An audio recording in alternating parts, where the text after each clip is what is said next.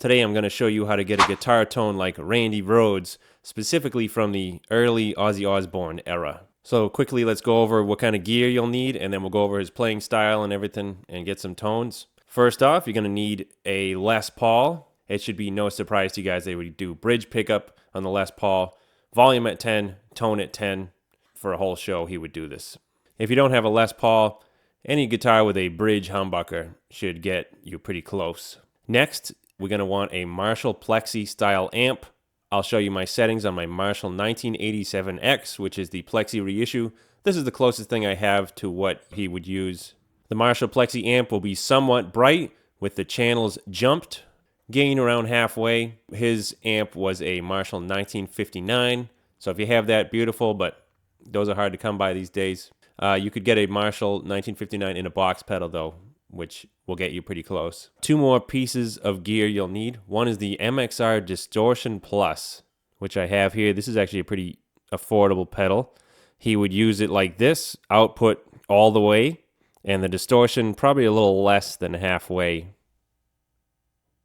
This is a crucial part of the chain to give you that really rich, crunchy harmonic distortion. And the last piece of the puzzle is the actual EQ pedal he used, the MXR 10-band EQ. These are the settings I have set for Randy Rhoads' tone. The mids are pretty aggressively boosted, especially 250 Hz, 500 Hz, and 1K. Those are the frequencies where his tone really sits. So let's plug and play. I'm going to turn things on one at a time so you can hear how each thing affects the tone. First, straight into the amp.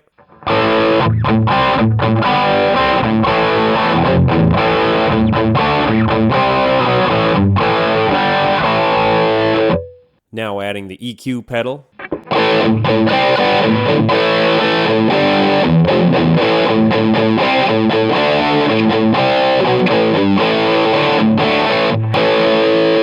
And finally adding the sweet MXR Distortion Plus.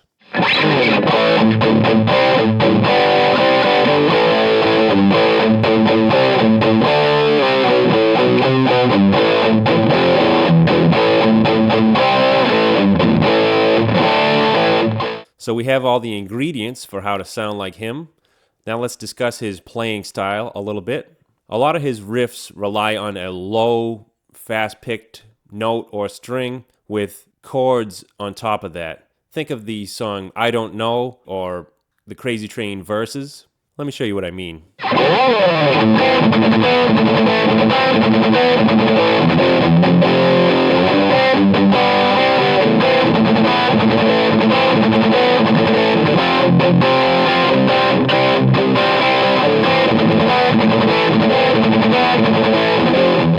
There's a lot of just power chord playing involved too.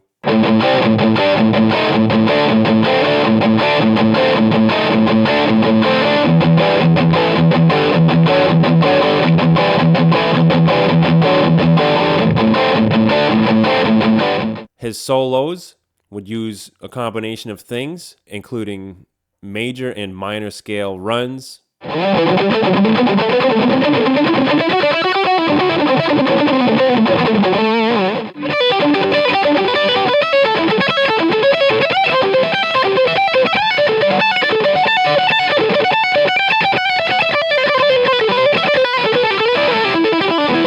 Two-handed tapping, often with larger intervals.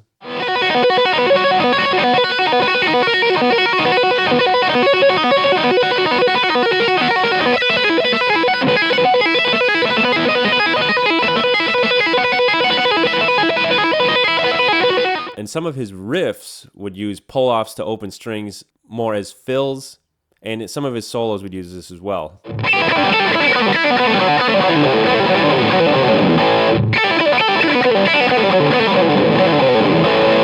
And not quite to the extent of Zakk Wylde, but Randy Rhoads did use some pinch harmonics and natural harmonics. Having such a high gain tone makes it easy for you to do these kinds of harmonics, so he took advantage of that, as anybody would.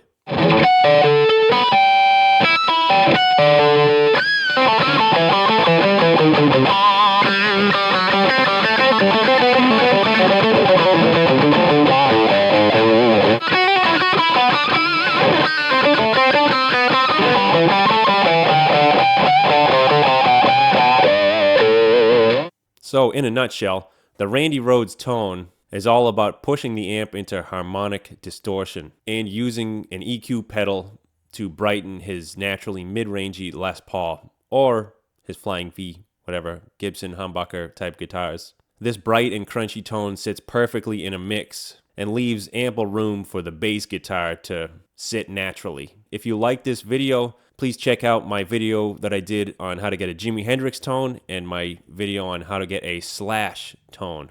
We'll see you next time.